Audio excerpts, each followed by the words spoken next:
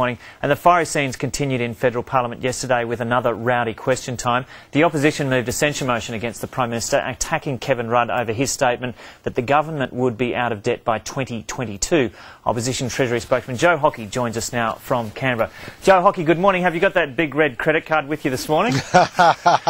It's in a very safe place, Joe, I can assure you. We won't let Kevin get it again. All this debate about when the debt is going to be paid off, we all know it's going to be a long time. Why don't you just move on? Well, it goes to the economic credibility of the government, and it proves the fact that the government really doesn't understand what it's doing. Kevin Rudd plucked a figure out of the air in Parliament 2 days ago and said that his debt would be paid off in 2022. That's not in the budget papers. Yesterday, they lied to the Parliament. They said it was in the budget papers and the justifications are in the budget papers. And then they rang around the media last night and said, well, in fact, we were wrong.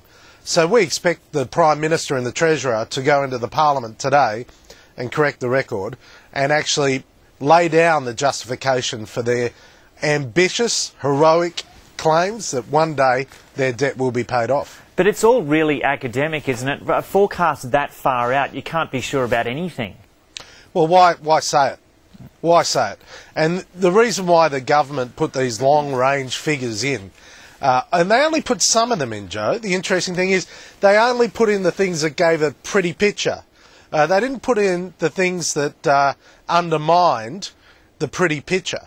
And this is our contention. It goes to the credibility of the budget. And today we hear about $900 cheques going out to dead people and to going to tens of thousands of people overseas in order to stimulate the Australian economy. Well, go figure how that's going to stimulate the Australian economy. Yeah, it seems like this was a pretty major mistake in that whole process, doesn't it? Well, it proves that it was just stupid to send out $900 cheques. They should have spent the money, as we suggested at the time, on infrastructure, on, for example, reducing the superannuation guarantee levy for small business so that jobs could be preserved in Australia. Instead, it's not just expats, can I tell you, that are receiving this money.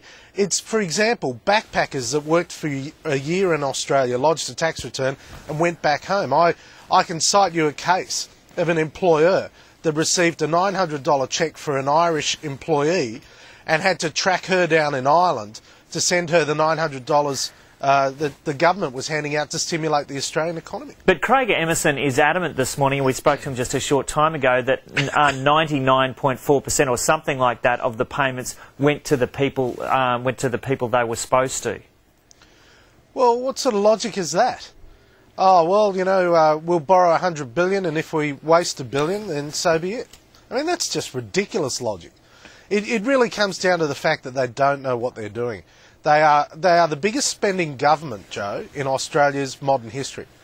They are now 29% of GDP, which is fully about 5% more than the last Howard Costello government. They are a massive spending government, and they're borrowing money to spend, and that's the legacy that they're going to leave. But at least with them we've got some idea of where they possibly might be. With you, we've got no idea at all. Well, I'll tell you where you'll be with us. You'll be exactly what we've done in the past, with more jobs, less debt, lower deficits and a stronger economy. That's what we have done in the past, that's what we will do in the future. This idea that somehow we're responsible for getting the Rudd government out of this, that we have to lay down a plan now to get the Rudd government's mess off the Rudd government's hands, is just absurd. I mean, this mob have created this mess. Now they have to fix it. OK, we'll turn to another issue now. Don't you think the opposition has just been a little oversensitive when it's come to the coverage of Malcolm Turnbull getting on the BRW rich list, in particular Bill Heffernan's reaction to journalists down there? No, look, from my perspective, if there's someone out there that's made money over the last 12 months, they're exactly the right person to run the country. But you had Bill Heffernan scolding journalists for even asking the question. Well, I think there's a danger that you get into this politics of envy, which the Labor Party often tries to feed. You know, the old class wars, the stuff that Australia quite properly I think, left behind 10, 15, 20 years ago. I think we should reward ambition and reward success, and we should acknowledge success, and we should be saying, great, if someone's making money in this environment, they are well qualified to run the country. And certainly in contrast with Mr Rudd and his government. Okay, Joe Hockey in Canberra, thanks a lot for talking to us this morning. Anytime, Joe. See you. I hope Joe Hockey's not coming down with the swine flu. Seem to be struggling with a few coughs and sniffles there. So it's heading around. Now we'll take a look at the front pages of the major newspapers.